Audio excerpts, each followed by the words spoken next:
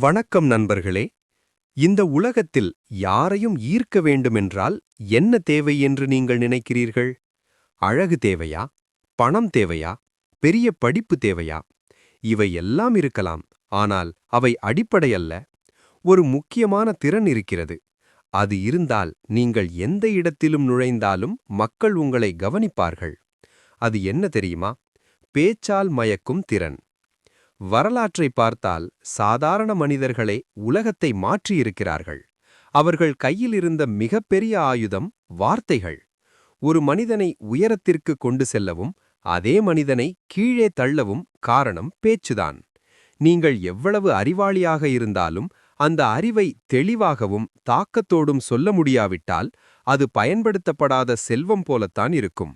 அதனால்தான் இன்று நாம் பார்க்கப் போவது சுவாமி விவேகானந்தர் கூறிய பேச்சின் சக்தியை அடிப்படையாகக் கொண்ட 7 ரகசிய விதிகள். விதி 1. கேட்பவன்தான் கவர்வான். ஒரு பெரிய பேச்சாளன் எப்படி உருவாகிறான் தெரியுமா? அவன் அதிகம் பேசுவதால் இல்ல, அவன் அதிகம் கேட்பதால். இதுதான் கம்யூனிகேஷன்ல ஃபர்ஸ்ட் பிரின்சிபல். நம்மள பல பேர் ஒரு பெரிய தவறு பண்ணுகிறோம். யாராவது நம்மோட பேச ஆரம்பிச்சா அவர்களை உண்மையா கேட்க மாட்டோம். அவர்களோட வார்த்தை நடுவிலேயே இவர் எப்ப முடிப்பார், நாம என்ன சொல்லலாம்னு நம்ம பிரெயின் ஆல்ரெடி பதில் தயாராக ஆரம்பிச்சிருக்கோம். இதை நாம கான்வர்சேஷன்னு நினைக்கிறோம். ஆனால் உண்மையில் இது வெயிட்டிங். நீங்க இந்த ஹேபிட்டை மாற்றணும். ஒருத்தர் பேசும்போது அவர்களை முழு கவனத்தோட கேளுங்கள். அவர்களோட வார்த்தைகளை கேட்பது மட்டும் போதாது, அந்த வார்த்தைகளுக்கு பின்னால இருக்கும் உணர்வை புரிந்து கொள்ள முயற்சி செய்யுங்கள். அவர் எதற்காக இதை சொல்கிறார்? அவர் எந்த மனநிலையில இருக்கிறார்? அவர் எதிர்பார்ப்பு என்ன? உதாரணத்திற்கு, ஒரு கொலீக் உங்ககிட்ட வந்து இந்த ப்ராஜெக்ட் ரொம்ப பிரஷர் இருக்குன்னு சொல்றார். இங்க பல பேர் என்ன பண்ணுவாங்க? உடனே சொல்யூஷன் சொல்ல ஆரம்பிச்சிடுவாங்க. அப்படின்னா இதை இப்படி செய், அதை அப்படி செய்யின்னு. ஆனா ஒரு நல்ல லிசனர் என்ன பண்ணுவான்? அவன் முதலில் அந்த மனிதனின் ஃபீலிங்கை அக்னாலேஜ் பண்ணுவான். சரி, உங்களுக்கு ரொம்ப பிரஷர் மாதிரி ஃபீல் ஆகுது போலன்னு சொல்வான். இந்த ஒரு லைன்லயே ஒரு கனெக்ஷன் உருவாகும். ஏன்னா அந்த மனிதன் என்ன நினைப்பான் தெரியுமா? இவன் என்ன புரிஞ்சிக்கிட்டான்னு. அதுக்கப்புறம்தான் நீங்கள் பேச ஆரம்பிக்கணும். அவர் பேசி முடிச்சதும் உடனே உங்கள் கருத்தை திணிக்காதீங்க. இன்ஸ்டெட் அவர் சொன்னதிலிருந்து ஒரு பாயிண்ட் எடுத்துக்கொண்டு பேசுங்கள். நீங்க சொன்னது சரிதான், ஆனா இந்த ஆங்கிள்ல பார்த்தீங்கன்னா இன்னும் ஈஸியாகும்னு சொல்லலாம். இந்த அப்ரோச் ஒரு பெரிய மாற்றத்தை உண்டாக்கும். ஏன்னா நீங்கள் அவர்களை எதிர்த்து பேசவில்லை, அவர்களோடு சேர்ந்து பேசுறீங்க. இங்கே ஒரு சட்டில் சைக்காலஜி இருக்கு. மனிதர்களுக்கு அவர்களை கவனமாக கேட்கும் மனிதர்கள் ரொம்ப பிடிக்கும். ஏன்னா அது அவர்களுக்கு ரெஸ்பெக்டா ஃபீல் ஆகும். அவர்கள் முக்கியமானவர்களாக உணர்வார்கள். நீங்க பேசாமலேயே அவர்களை உங்கள் பக்கம் இழுக்க ஃபர்ஸ்ட் ஸ்டெப் இதுதான். மேலும் ஒரு முக்கியமான விஷயம், கேட்கும்போது டிஸ்ட்ராக்ஷன்ஸ் இல்லாமல் கேளுங்கள். மொபைல் பார்த்து கொண்டே ஹாஃப் மைண்ட்ல கேட்காதீங்க. கண் பார்த்து கேளுங்கள். தலையாட்டி சிறிய ரியாக்ஷன்ஸ் கொடுத்து நான் உங்களை கவனமாக கேட்கிறேன்னு சிக்னல் கொடுங்கள். இது சிம்பிளா தோன்றலாம், ஆனால் இதை கன்சிஸ்டென்ட்டா பிராக்டிஸ் பண்ணினா உங்க கம்யூனிகேஷன் ஸ்கில் வேற லெவலுக்கு போயிடும். முடிவாக நினைவில் வையுங்க, பேசுறவன் இம்ப்ரெஸ் பண்ணுவான், ஆனா கேட்பவன் இன்ஃப்ளூயன்ஸ் பண்ணுவான். நீங்க இன்ஃப்ளூயன்ஸ் செய்யணும்னா ஃபர்ஸ்ட் கேட்க கற்றுக்கொள்ளுங்கள். விதி 2. கசப்பான உண்மையையும் இனிமையாக சொல்லுங்கள். நம்ம சுற்றுல நிறைய பேர் ஒரு விஷயத்த பெருமையாக சொல்லுவாங்க. நான் ஸ்ட்ரெயிட் ஃபார்வர்ட், என்ன தோணுதோ அதை நேராக சொல்லுவேன். ஆனா நிஜத்தில் பார்த்தா அது நேர்மையாக பேசுறதுக்கு மேல பல நேரங்களில் மற்றவர்களை காயப்படுத்துற ஒரு வழியா மாறிடும். உண்மை பேசுவது தவறில்லை, அது மிகவும் அவசியம். ஆனா அந்த உண்மையை எப்படி சொல்லுகிறோம் என்பதுதான் உங்களுடைய ஆளுமையையும் உங்க கம்யூனிகேஷன் லெவலையும் தீர்மானிக்கும். சுவாமி விவேகானந்த வலியுறுத்தியது என்னன்னா, உண்மை பேசுங்கள், ஆனால் அது மற்றவர்களுக்கு உயர்வு தரும் விதத்தில் இருக்க வேண்டும். ஒரு சிச்சுவேஷனை எடுத்துக்கொள்ளலாம். ஒரு டீம் மெம்பர் ஒரு வேலை சரியாக செய்யவில்லை. நீங்க 2 விதமாக பேசலாம். முதல் விதம், நீங்க செஞ்சது ரொம்ப தவறு, இது பேசிக் கூட தெரியாதா? இந்த மாதிரி பேசுனீங்கன்னா அந்த மனிதன் உடனே டிஃபென்சிவ் ஆகிடுவான். அவனுக்கு உங்க மெசேஜ் புரியாது. அவன் மனசுல வரும் முதல் ரியாக்ஷன் கோபம், அவமானம், மறுப்பு. இரண்டாவது விதம், நீங்க நல்லா முயற்சி பண்ணிருக்கீங்க, ஆனா இந்த பார்ட்ல கொஞ்சம் சேஞ்ச் பண்ணினா இன்னும் ஸ்ட்ராங் ஆகும். இங்க என்ன நடக்குது? அதே மிஸ்டேக் சொல்லப்படுது, ஆனா அந்த மனிதன் அதை ஏற்றுக்கொள்ள தயாராகிறான். ஏன்னா நீங்க அவனை குறை சொல்லவில்லை, அவன வளர்க்குற மாதிரி பேசுறீங்க. இதுதான் எஃபெக்டிவ் கம்யூனிகேஷன். ஒரு முக்கியமான சைக்காலஜி இங்க இருக்கிறது. மனிதர்கள் எல்லாரும் ரெஸ்பெக்ட் தேடுகிறார்கள். அவர்களை மதிப்புடன் அணுகினால் அவர்கள் உங்கள் வார்த்தையை ஏற்றுக்கொள்வார்கள். நீங்க ஹார்ஷா பேசினீங்கன்னா அவர்கள் க்ளோஸ் ஆகிடுவாங்க. நீங்க காமா இனிமையாக பேசினீங்கன்னா அவர்கள் ஓப்பன் ஆகிடுவாங்க. மேலும் டோன் மிக முக்கியம். அதே சென்டென்ஸை நீங்கள் 2 விதமாக சொல்லலாம். ஒரு மேனேஜர் சொல்லுகிறார், இந்த வேலை சரியில்லை, இது ஒரு ஜட்ஜ்மெண்ட். அதே மேனேஜர் சொன்னா, இந்த வேலை இன்னும் இம்ப்ரூவ் பண்ணலாம்னு தோணுது, இது ஒரு கைடன்ஸ். இரண்டுக்கும் வித்தியாசம் பெரியது. நீங்க பேசும்போது உங்க வார்த்தைகள் ஒரு தாக்கம் உருவாக்கணும். அது டேமேஜ் செய்யக்கூடாது. அது டெவலப்மெண்ட் கிரியேட் பண்ணணும். அதனால ஒரு சிம்பிள் ஃபார்முலா நினைவில் வையுங்கள். கிரிட்டிசைஸ் செய்யணும்னா கூட முதலில் அப்ரிசியேஷன் கொடுங்க, அப்புறம் கரெக்ஷன் சொல்லுங்க. உதாரணம், இந்த பார்ட் ரொம்ப நல்லா இருக்கு, இந்த இடத்துல மட்டும் இன்னும் ஃபைன் டியூன் பண்ணினா பெர்ஃபெக்ட் ஆகிடும். இந்த அப்ரோச்ல அந்த மனிதன் உங்களை எதிரியாக பார்க்க மாட்டான். அவன் உங்களை ஒரு கைடா பார்க்க ஆரம்பிப்பான். முடிவாக நினைவில் வையுங்கள், உண்மை சொல்றது எல்லாராலும் முடியும். ஆனா அந்த உண்மையை மற்றவரை காயப்படுத்தாமல் அவர்களை முன்னேற்றம் நோக்கி அழைத்துச் செல்லும் விதத்தில் சொல்லுவதுதான் ஒரு உயர்ந்த கலை. அந்த கலை உங்களுக்குள் வந்தால் நீங்க பேசுற ஒவ்வொரு வார்த்தையும் இன்ஃப்ளூயன்ஸாக மாறும். விதி 3.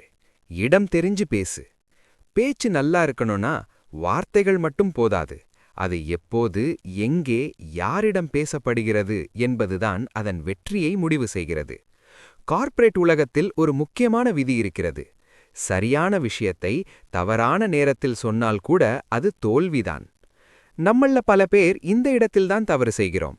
என்ன பேசுறோம் என்பது சரியாக இருக்கும். ஆனால் எப்போது பேசுறோம், எங்கே பேசுறோம், யாரிடம் பேசுறோம் என்பதை கவனிக்க மாட்டோம். ஒரு எளிய உதாரணம் பாருங்கள். நீங்க ஒரு கல்யாண வீட்டுக்கு போறீங்க.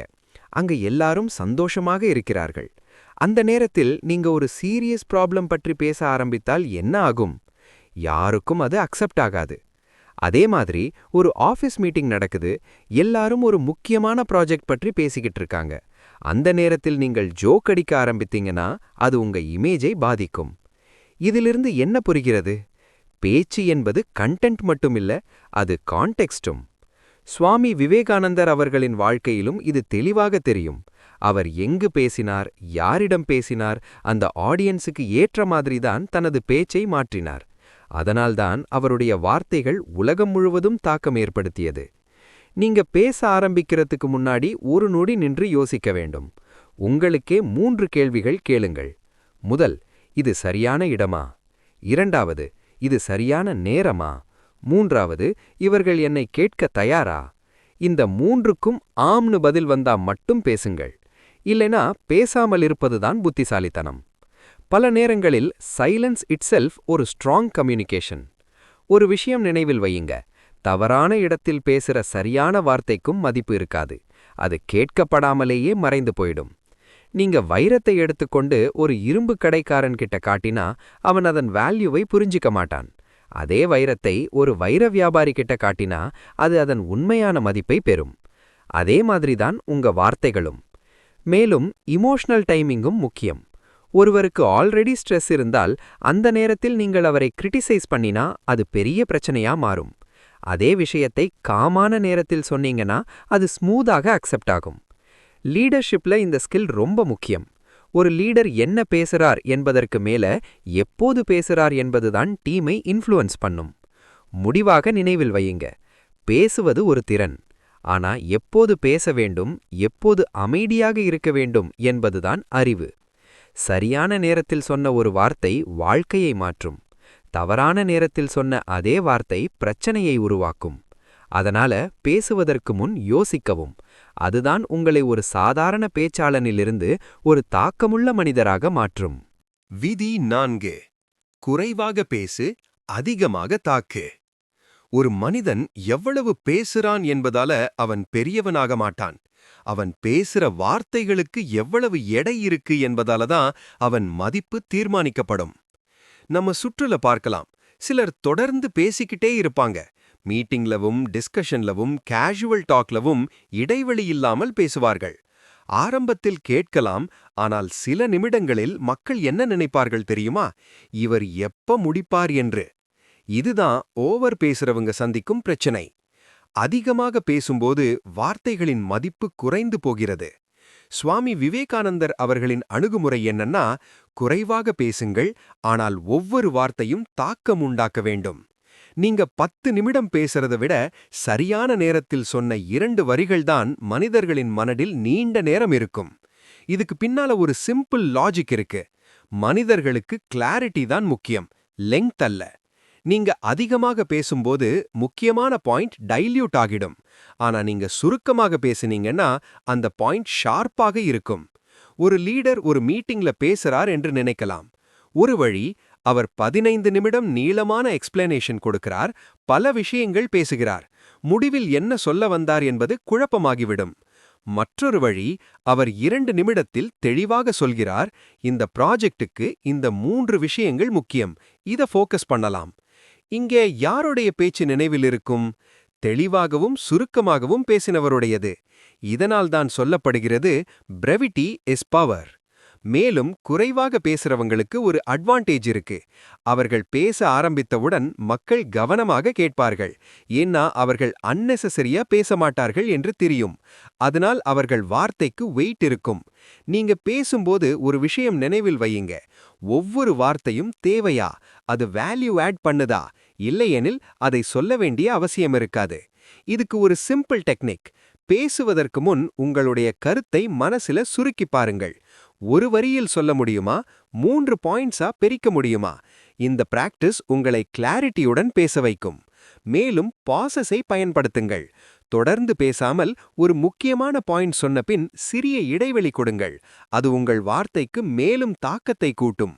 முடிவாக நினைவில் வையுங்க, அதிகமாக பேசுவது உங்கள் பிரசன்ஸை குறைக்கும். சரியாக பேசுவது உங்கள் இன்ஃப்ளூயன்ஸை உயர்த்தும். நீங்க பேசுற வார்த்தைகள் குறையட்டும், ஆனால் அதன் தாக்கம் அதிகரிக்கட்டும். அப்போதுதான் மக்கள் உங்களை கேட்க ஆரம்பிப்பார்கள் மற்றும் மதிக்க ஆரம்பிப்பார்கள். விதி 5. எல்லாத்தையும் சொல்லாதே. பேச்சு ஒரு திறன். ஆனால் எதை பேசக்கூடாது என்பதை தெரிந்திருப்பது அதைவிட பெரிய திறன். நம்மள பல பேர் இதுலதான் தவறு செய்கிறோம். நம்ம வாழ்க்கையில் நடக்கிற விஷயங்களை யாரிடமும் எந்த ஃபில்டர் இல்லாம ஷேர் பண்ணிடுறோம். சம்பளம் எவ்வளவு, வீட்டில் என்ன பிரச்சனை, அடுத்த என்ன பிளான், எல்லாத்தையும் வெளியில் சொல்லிடுறோம். இது ஓப்பனா இருக்கிறதுன்னு நம்ம நினைப்போம், ஆனால் உண்மையில் இது ஒரு பலவீனம்.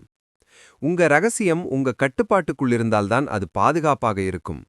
அது உங்கள் வாயை தாண்டி வெளியே வந்தவுடன் அது உங்கள் கண்ட்ரோல்ல இருக்காது. சுவாமி விவேகானந்தர் வலியுறுத்தியது செல்ஃப் கண்ட்ரோல். அதில் முக்கியமானது ஸ்பீச் கண்ட்ரோல். என்ன பேச வேண்டும், எதை பேசக்கூடாது என்பதுல தெளிவு இருக்கணும். ஒரு சிம்பிள் ரியாலிட்டி. இன்று உங்ககிட்ட நல்லா பழகிறவன் நாளைக்கு உங்க காம்படிட்டர் ஆகலாம். அந்த நாளில் நீங்கள் பகிர்ந்த விஷயங்கள் உங்களுக்கே எதிராக பயன்படுத்தப்பட வாய்ப்பிருக்கிறது. இதனால்தான் ஸ்மார்ட் கம்யூனிகேட்டர் என்ன பண்ணுவான் தெரியுமா? Selective sharing. அவன் எல்லாரிடமும் எல்லாத்தையும் சொல்ல மாட்டான். அவன் ஆடியன்ஸை புரிஞ்சுக்குவான். அவன் சூழ்நிலையை கவனிப்பான். அதற்கு ஏற்ற மாதிரிதான் தகவலை பகிர்வான். ஒரு ப்ரொஃபஷனல் என்விரான்மெண்ட் எடுத்துக்கொள்ளலாம். ஒரு எம்ப்ளாயி ஆஃபீஸ்ல தனது பர்சனல் ப்ராப்ளம்ஸை எல்லாரிடமும் பேச ஆரம்பித்தால் ஆரம்பத்தில் சிம்பத்தி கிடைக்கலாம். ஆனால் காலப்போக்கில் அது அவருடைய இமேஜை பாதிக்கும். மக்கள் அவரை வீக்கா பார்க்க ஆரம்பிப்பார்கள். அதே சூழ்நிலையில் ஒருவர் தனது பர்சனல் விஷயங்களை லிமிட்டா வைத்துக்கொண்டு தேவையானதை மட்டும் ஷேர் பண்ணினால் அவர் மீது ரெஸ்பெக்ட் உருவாகும். இதுல ஒரு முக்கியமான பிரின்சிபல் இருக்கு. இன்ஃபர்மேஷன் என்பது பவர். நீங்க எல்லா தகவலையும் ஃப்ரீலி கொடுத்துட்டீங்கன்னா அந்த பவரை நீங்களே விட்டுட்டீங்கன்னு அர்த்தம். அதனால் பேசும்போது உங்களுக்கே ஒரு ஃபில்டர் வைங்க. இந்த விஷயம் எல்லாரும் தெரிஞ்சுக்க வேண்டியதா? இத சொன்னினால் என்ன இம்பாக்ட் வரும்?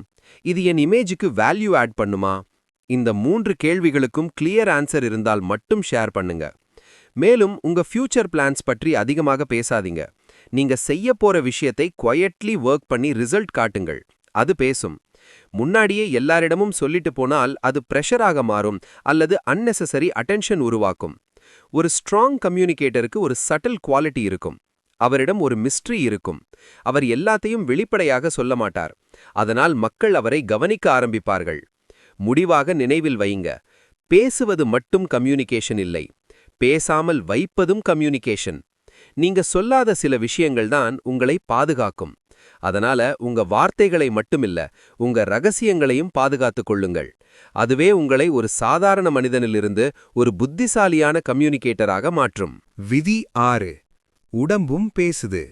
பேச்சு என்பது வாயால் வரும் வார்த்தைகள் மட்டுமில்லை. நீங்கள் பேசும்போது உங்கள் உடலும் பேசுகிறது. பல நேரங்களில் உங்கள் வார்த்தையை விட உங்கள் உடல் மொழிதான் அதிக தாக்கத்தை உருவாக்கும். நீங்கள் நம்பிக்கையுடன் இருக்கேன் என்று சொல்லலாம், ஆனால் உங்கள் உடல் மொழி தயக்கம் காட்டினால் மக்கள் எதை நம்புவார்கள் தெரியுமா? உங்கள் உடலைத்தான். அதனால்தான் பாடி லாங்குவேஜை சைலண்ட் கம்யூனிகேஷன் என்று சொல்கிறார்கள். நீங்க பேசும்போது சில விஷயங்களை கவனிக்கணும். முதலாவது, கண் தொடர்பு. நீங்கள் பேசும்போது எதிரில் இருப்பவரின் கண்களை நேராக பார்த்து பேசுகிறீர்களா? இல்லையென்றால் அது கான்ஃபிடன்ஸ் குறைவாக தெரியும். கண் பார்த்து பேசுவது நான் என்ன சொல்கிறேன் என்று எனக்கு நம்பிக்கை இருக்கிறது என்ற சிக்னல் கொடுக்கும். இரண்டாவது, உடல்நிலை. நீங்கள் குனிந்து நிற்கிறீர்களா, சாய்ந்து நிற்கிறீர்களா, அல்லது நிமிர்ந்து நேராக நிற்கிறீர்களா? ஒரு ஸ்ட்ரெயிட் பாஸ்சர் உடனே ஒரு ஸ்ட்ராங் பிரசன்ஸை உருவாக்கும். நீங்கள் எதுவும் பேசாமல் இருந்தாலும் கூட மக்கள் உங்களை கவனிக்க ஆரம்பிப்பார்கள். மூன்றாவது, முகபாவனை. நீங்கள் சீரியஸா இருக்க வேண்டிய இடத்தில் சிரிக்கிறீர்களா, அல்லது ஃப்ரெண்ட்லியா இருக்க வேண்டிய இடத்தில் கடினமாக இருக்கிறீர்களா? உங்கள் ஃபேஷியல் எக்ஸ்பிரஷன் உங்கள் மெசேஜை சப்போர்ட் பண்ணணும். அது மிஸ்மேட்ச் ஆகக்கூடாது. நான்காவது, கைகள்.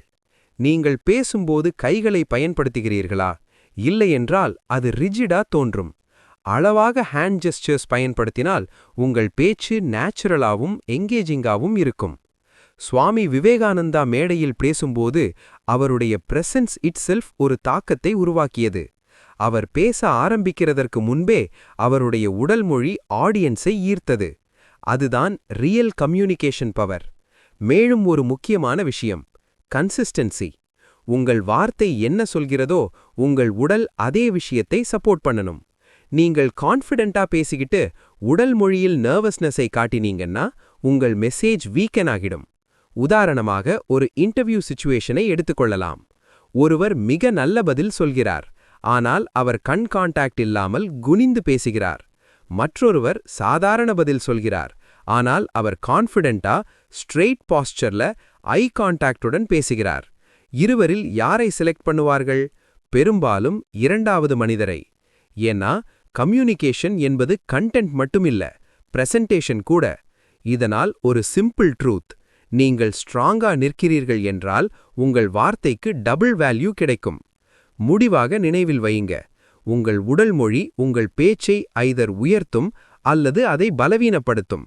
நீங்கள் பேசும்போது உங்கள் உடல் உங்கள் வார்த்தைக்கு துணையாக இருக்கட்டும். அப்போதுதான் உங்கள் பிரசன்ஸ் இட்செல்ஃப் ஒரு இம்பாக்டாக மாறும். விதி 7. கேள்வியால ஜெயிக்க. பேச்சில் ஜெயிக்கிற திறன் என்பது எல்லா கேள்விகளுக்கும் உடனே பதில் சொல்வதில் இல்லை, சரியான நேரத்தில் சரியான கேள்வியை கேட்பதில்தான் இருக்கிறது. பலர் ஒரு தவறு செய்கிறார்கள். யாராவது கேள்வி கேட்டால் உடனே பதில் சொல்ல வேண்டும் என்று நினைக்கிறார்கள். அந்த அவசரத்தில் தவறான வார்த்தைகள் வரும். அது உங்கள் நிலையை பலவீனப்படுத்தும். ஆனா ஒரு புத்திசாலி கம்யூனிகேட்டர் என்ன பண்ணுவான் தெரியுமா? அவன் உடனே பதில் சொல்ல மாட்டான். அவன் ஒரு சிந்தனைக்குரிய கேள்வியை கேட்பான். இந்த அப்ரோச்க்கு ஒரு பெரிய பவர் இருக்கு. அது கான்வர்சேஷனை கண்ட்ரோல் பண்ணும். உதாரணமாக, ஒரு மேனேஜர் உங்களை கேட்கிறார், ஏன் இந்த வேலை இன்னும் முடிக்கல? நீங்க உடனே சாரின்னு சொன்னீங்கன்னா நீங்கள் ஆல்ரெடி உங்கள் பொசிஷனை கீழே தள்ளிட்டீங்க. அந்த கான்வர்சேஷன் முழுக்க டிஃபென்சிவ் மோடுல போயிடும். ஆனா நீங்க இப்படி கேள்வி கேட்கலாம், இந்த வேலை ஸ்பீடா முடிக்கணுமா இல்ல குவாலிட்டியா பெர்ஃபெக்ட்டா முடிக்கணுமா? இப்போ என்ன ஆகுது? நீங்க கான்வர்சேஷனை ரீடைரக்ட் பண்ணிட்டீங்க. பந்து அவர்களோட கோர்ட்டுக்கு போயிடுச்சு. அவர்கள் யோசிக்க ஆரம்பிப்பார்கள். அந்த கேப்ல நீங்கள் உங்கள் நிலையை ஸ்ட்ராங் ஆக்கிக்கலாம். இதுதான் ஸ்ட்ராட்டஜிக் குவெஸ்டனிங். சுவாமி விவேகானந்தா வலியுறுத்தியது என்னன்னா, சிந்திக்க வைக்கும் கேள்விகள் மனிதர்களை மாற்றும். நேரடி பதில் சில நேரங்களில் முடிவை தரும், ஆனால் கேள்வி சிந்தனையை உருவாக்கும். இதுல இன்னொரு முக்கியமான பாயிண்ட் இருக்கு. கேள்விகள் 2 வகை. முதல், முடிவு தரும் கேள்வி. இரண்டாவது, சிந்தனை தூண்டும் கேள்வி. நீங்க எப்போதும் இரண்டாவது வகையை பயன்படுத்த வேண்டும். உதாரணமாக, இந்த ஐடியா வேலை செய்யுமான்னு கேட்பதற்கு பதிலா, இந்த ஐடியாவில என்ன ரிஸ்க் இருக்கிறதுன்னு கேட்டீங்கன்னா, அது டீப் டிஸ்கஷனுக்கு வழிவகுக்கும். மேலும், யாராவது உங்களை கிரிட்டிசைஸ் பண்ணினால், உடனே ஜஸ்டிஃபை பண்ணாதீங்க. ஒரு காம் கொஸ்டின் கேளுங்க. நீங்க சொல்ற பாயிண்ட்ல முக்கியமான கன்சர்ன் என்னன்னு கேட்டீங்கன்னா, அவர்கள் தங்களே தெளிவாக சொல்ல வேண்டிய நிலைக்கு வருவார்கள். இதனால் 2 விஷயங்கள் நடக்கும். 1, நீங்கள் கம்போஸ்டா இருக்கிறீர்கள் என்று தெரியும். 2, நீங்கள் கான்வர்சேஷனை கண்ட்ரோல் பண்ண ஆரம்பிக்கிறீர்கள். லீடர்ஷிப்ல இந்த ஸ்கில் ரொம்ப முக்கியம். ஒரு லீடர் டைரக்ட் ஆன்சர் கொடுக்க மாட்டார். அவர் கேள்வி கேட்டு டீமை சிந்திக்க வைப்பார். அதனால தான் கேள்வி என்பது ஒரு ஆயுதம். முடிவாக நினைவில் வையுங்க. சரியான பதில் சில நேரங்களில் டிஸ்கஷனை முடிக்கும். ஆனா சரியான கேள்வி டிஸ்கஷனை எலவேட் பண்ணும். நீங்க கேள்வி கேட்க கற்றுக்கொண்டால், நீங்க பேசும் ஒவ்வொரு உரையாடலிலும் மேலாதிக்கம் உங்களுக்கு வரும். அப்போதுதான் நீங்க பேசுறவன் மட்டுமில்ல, வழிநடத்துறவனாக மாறுவீர்கள். நண்பர்களே, நாம இப்போ பார்த்தது வெறும் பேச்சு டிப்ஸ்கள் இல்லை. இது ஒரு முழுமையான பவர் சிஸ்டம். ஒரு மனிதன் வாழ்க்கையில் எப்படி முன்னேறிறான், அவனை மக்கள் எப்படி பார்க்கிறாங்க, அவனுக்கு எவ்வளவு மதிப்பு கிடைக்கிறது, இந்த 3ஐயும் நிர்ணயிப்பது அவன் பேச்சு. நீங்க கவனிச்சிங்களா? இந்த உலகத்தில் இன்ஃப்ளூயன்ஸ் உள்ள எல்லாருக்கும் ஒரு காமன் குவாலிட்டி இருக்கு. அவர்கள் பேசுற விதம் வேற மாதிரி இருக்கும். அவர்கள் பேசும்போது மக்கள் கேட்பார்கள். அவர்கள் சொல்வது மனசில் பதியும். அது ஒரு ஸ்கில் மட்டுமல்ல, அது ஒரு கண்ட்ரோல் மெக்கானிசம். இந்த 7 விதிகளையும் நீங்கள் வாழ்க்கையில் பயன்படுத்த ஆரம்பிச்சீங்கன்னா, மாற்றம் கண்டிப்பா தெரியும். நீங்கள் கேட்க ஆரம்பிப்பீர்கள். மக்கள் உங்களை நம்ப ஆரம்பிப்பார்கள். நீங்கள் இனிமையாக பேச ஆரம்பிப்பீர்கள். மக்கள் உங்களை விரும்ப ஆரம்பிப்பார்கள். நீங்கள் இடம் தெரிஞ்சு பேச ஆரம்பிப்பீர்கள். மக்கள் உங்களை மதிக்க ஆரம்பிப்பார்கள். நீங்கள் சுருக்கமாக பேச ஆரம்பிப்பீர்கள். உங்கள் வார்த்தைக்கு எடை வரும். நீங்கள் எல்லாத்தையும் ஷேர் பண்ணாமல் இருக்க ஆரம்பிப்பீர்கள். உங்கள் வேல்யூ உயரும். நீங்கள் கான்ஃபிடென்ட் பாடி லாங்குவேஜ்ல பேச ஆரம்பிப்பீர்கள். உங்கள் பிரசன்ஸ் இட்செல்ஃப் இம்பாக்ட் ஆகும். நீங்கள் கேள்வி கேட்க கற்றுக்கொண்டீங்கன்னா, நீங்கள் கான்வர்சேஷனை கண்ட்ரோல் பண்ண ஆரம்பிப்பீர்கள். இதெல்லாம் சேர்ந்து என்ன ஆகுது தெரியுமா? நீங்க ஒரு சாதாரண மனிதனிலிருந்து இன்ஃப்ளூயன்ஸ் உள்ள மனிதனாக மாற ஆரம்பிக்கிறீர்கள். ஆபீஸ்ல உங்க மேல ரெஸ்பெக்ட் வரும். சொசைட்டில உங்க பிரசன்ஸ் கணிசமா மாறும். லைஃப்ல டிசிஷன்ஸ் கூட நீங்கள் கண்ட்ரோல் பண்ண ஆரம்பிப்பீர்கள். ஒரு சிம்பிள் ட்ரூத், உங்க நாக்கு உங்க கட்டுப்பாட்டுல இருந்தா, உங்க வாழ்க்கை உங்க கட்டுப்பாட்டுல இருக்கும். பேச்சு என்பது வெறும் வார்த்தைகள் இல்லை. அது வாய்ப்பு உருவாக்கும் கருவி. அது உறவுகளை கட்டும் பாலம். அது கதவுகளை திறக்கும் சாவி. நீங்க பேசுற ஒவ்வொரு வார்த்தையும் உங்க வாழ்க்கையை ஐதர் உயர்த்தும் இல்லையெனில் தாழ்த்தும். அதனால பேசுவதை கவனமாக எடுத்துக்கொள்ளுங்கள். அதை பிராக்டிஸ் பண்ணுங்கள். அதை ரீஃபைன் பண்ணுங்கள். இது ஒரு நாளில் வரும் ஸ்கில் இல்லை. ஆனால் தினமும் சிறிது சிறிதாக இம்ப்ரூவ் பண்ணினீங்கன்னா, ஒரு நாள் நீங்களே உங்க மாற்றத்தை கவனிப்பீர்கள். அந்த நாளில் மக்கள் உங்களை கேட்பார்கள். உங்கள் சொல்வதற்கு மதிப்பு இருக்கும். உங்கள் பேசும்போது தாக்கம் இருக்கும். அதுவே ஒரு மாஸ்டர் ஸ்பீக்கரின் அடையாளம். இந்த பயணத்தை இப்போதே ஆரம்பியுங்க. உங்களுக்குள் இருக்கும் அந்த பொட்டென்ஷியலை வெளியே கொண்டு வாருங்கள். கமெண்ட்ல "ஐ அம் அ மாஸ்டர் ஸ்பீக்கர்" என்று டைப் பண்ணுங்க. அது ஒரு கமெண்ட் மட்டுமில்ல, அது உங்களுக்கே நீங்க கொடுக்கிற ஒரு கமிட்மெண்ட். மீண்டும் ஒரு ஆழமான பயனுள்ள உள்ளடக்கத்தோட சந்திப்போம். நன்றி, வணக்கம்.